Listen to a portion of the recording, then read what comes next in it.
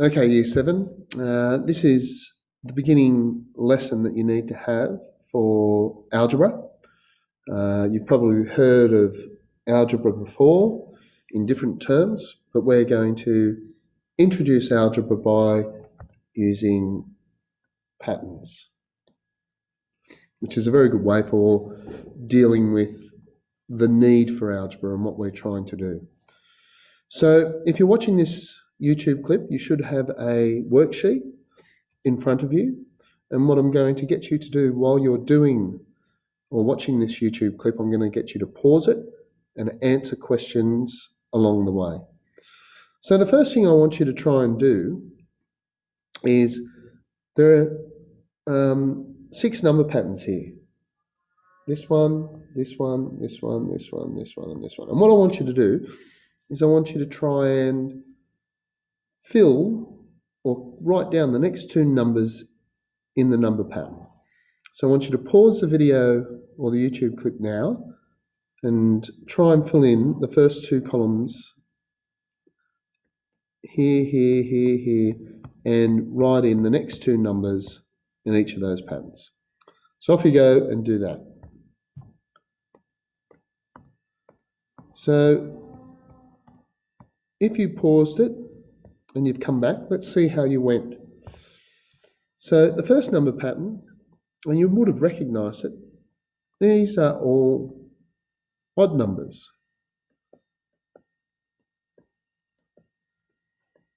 Now originally when they called them, or gave them a name, they didn't call them odd, they called them the masculine numbers.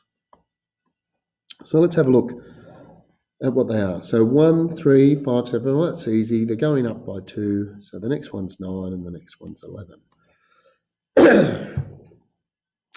Now the next set of or number pattern, you'd recognise again, these are the even numbers. Now again, they didn't originally call these even numbers because the odd numbers were masculine and they needed to split them into 2. They named the even numbers feminine numbers. And they're pretty easy again. 2, 4, 6, 8. Well, we all know that maths is great, but the next 2 numbers are 10 and 12. Well, that's pretty easy, those patterns. Now, what do we do now? The next number pattern. Well, again, it's another one that's going up. And it's going up by the same amount every time. Look at this. From 3 to 8. From 8 to 13, to 13 to 18.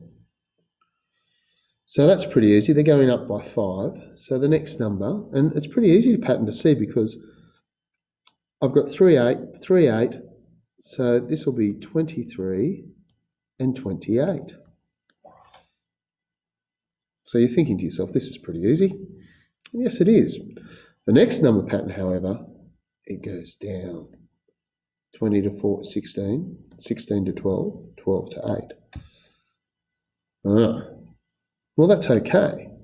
I'm going down by 4 every time. So the next number will be 4. The next number will be 0. Now, I want you to think about these 2 patterns a bit more because I'm not going to actually give you the answers to this. You need to think about the answers to this and how you're going to get there. And you need to come and show me. I'm going to do the answers for the first 4 patterns, but the next 2, you have to bring your solution sheet to me and I'm going to see if you can get there. So these last 2 columns is something you're going to have to work on and think about. And they're pretty hard. They're quite difficult. But we're going to deal mainly with these first 4 types of patterns because they're pretty simple. They're just going up and down by a set amount. We actually call them linear patterns. They're going to form a straight line, but we'll talk about that later in the unit. So what I want you to now, stop the video, and for each pattern I want you to write in words what you're doing to get the next number. So pause it now and answer those questions for each of those first four. Well, hopefully when you paused it and you thought about it, you went, all right, well, Mr. Tonkin gave me a bit of a hint here. He said this one's going up by 2. So I'm just going to write going up by 2. Or you could have written adding 2. That's how I get the next number. I just add 2. And that's the same bit here. I'm going up by 2. Well, here I'm not going to write going up. I know another word for going up. I'm just going to go adding 5. Okay. Well, here I'm going to go down, going down by 4. And you should know that that's subtracting.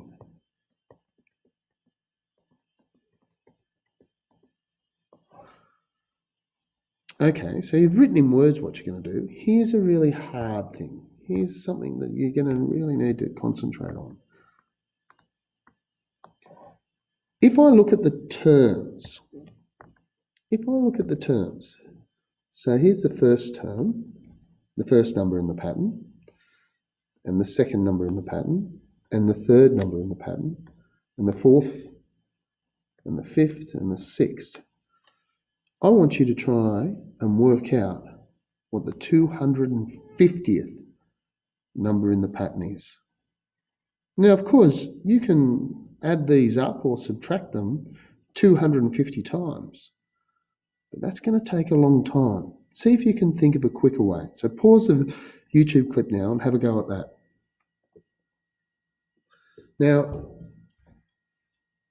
Now that you've come back to the YouTube clip and you've thought about that, or maybe you didn't, which you should have done, you need to think to yourself, okay, how can I do this? And what I want you to do is I want you to look at the number here. We've got 1 and 1. We've got 2 and 3. We've got 3 and 5.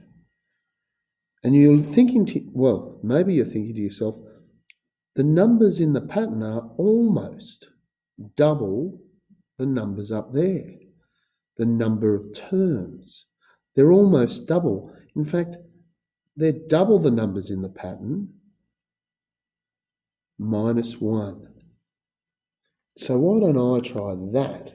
Why don't I go 250 times 2 minus 1? 499.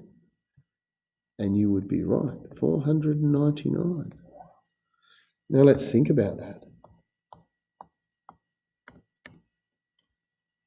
Because that's pretty obvious. I can look at the numbers at the top. What about these numbers here and the numbers at the top? 1, 2, 3, 4. Can you see a relationship? Now, if you weren't able to do it, you pause the video now and go and try it now that I've explained that first one. If you see it really quickly, you can see that these numbers are double the number of the term. So the 100th one would be 200. And the 250th is going to be 500. Hey, isn't that interesting? I doubled, and this is going up by 2. I had to double both of those. Let's see what happens when I go up by 5. Let's have a look at this. If I go up and I look at these numbers in these patterns, so 3, 1 and 3, 2 and 8, 3 and 13, 4 and 18, it's a bit more than doubling. And let's think about this. I'm going up by 5. When I went up by 2, I doubled. when I go up by 5, maybe I should times by 5. But 5 ones are not 3. I'm going to have to go 5 times 1. I'll have to take something. Oh, I don't know. I'll take away 2. I wonder if that works. 5 times 2 is 10. Take away 2 is 8. Yes. 5 times 3 is 15. Take away 2, 13. 5 times 4 is 20. Take away 2 is 18. That looks like a pattern. Let's go. 5 times 250, and I'll take away the 2. And I get 1, 2, 4, 8. Well, let's look at the last pattern. Now, this pattern's going down. This pattern's going down. And I know what some of you are going to be thinking. You're going to think division. Don't think division. It's still going down, but it's subtracting. Because we've done negative numbers, you can still multiply. So if you're worried about that, try pausing it and having a go at that. If you've come back or you're stuck, well, let's think about this. It's going down by 4. So let's think about multiplying by 4. But because it's going down, let's multiply by negative 4. So 1 times negative 4, well, that's negative 4. How am I going to make that to 20? I'll have to add 24. 2 times negative 4, that's negative 8. And if I add the 24, hey, that's 16. 3 times negative 4, well, that's negative 12. Plus 24, well, that's positive 12. That sounds like my formula. Let's try one more. Let's try this. 6 times negative 4. So I'm looking at this one. 6 times negative 4 is negative 24. Plus 24, that gives me 0. So that's what I have to do. I have to multiply by negative 24 and add 24. Multiply by negative 4 and add 24. Let's see how that goes. 250 times negative 4 plus 24. And the answer is negative 976. Now, what have you done? Well, in your head, you've already done algebra. Because you've looked at a pattern, and rather than trying to generate a number by adding 2 or adding 5 or going down by 4 250 times, you've been able to say, well, there's a relationship between the terms and the number in the pattern. And I've worked out a formula for that, or a method. Now, what did we say we're doing in the first one? Well, we're doubling the term and minusing 1. So in algebra, we use a pronumeral. And a pronumeral is just a letter, a symbol, and we use letters, is a symbol that we put in, that we use to represent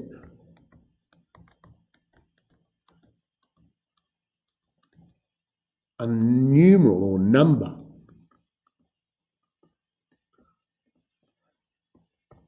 that changes.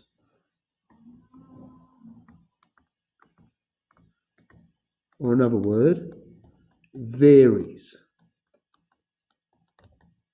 Hence, we sometimes call this a variable.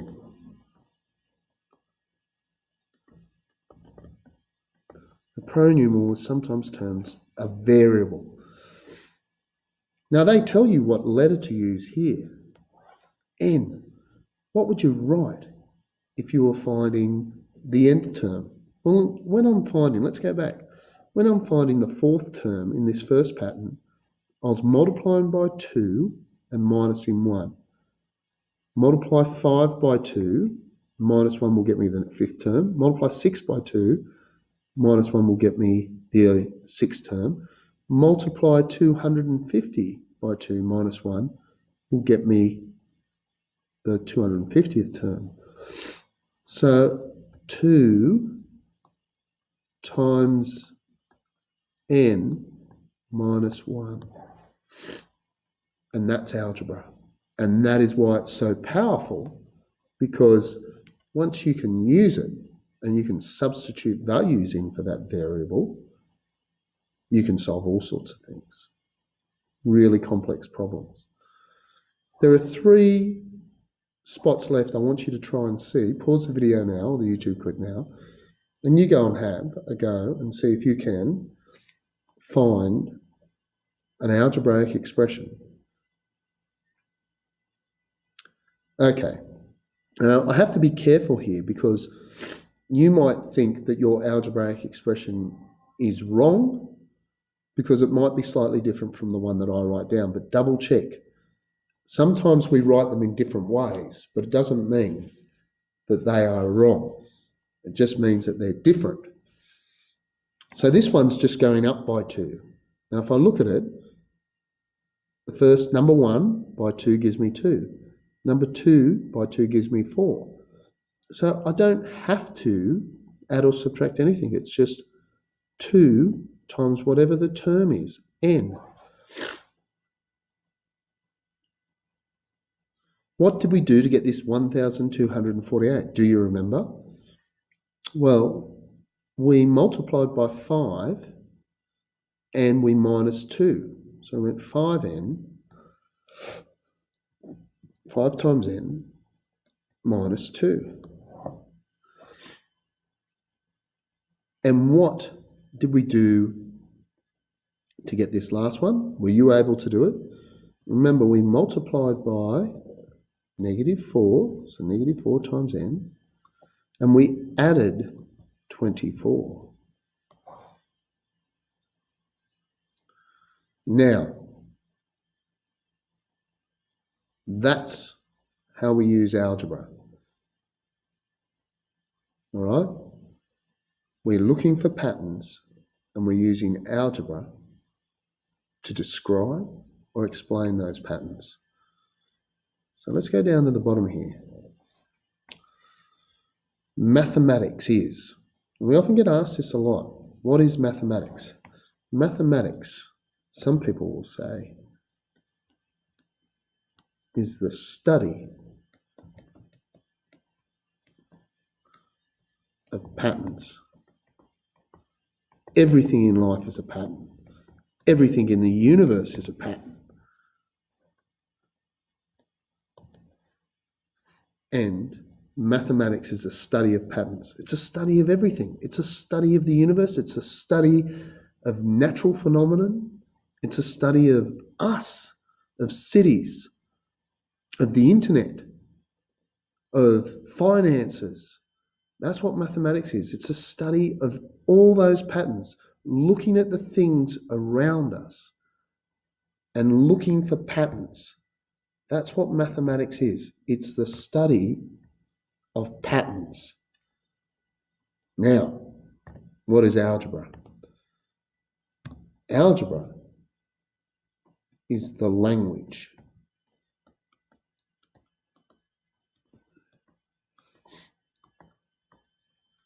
It's the language. It's the way we write. It's a language we use to describe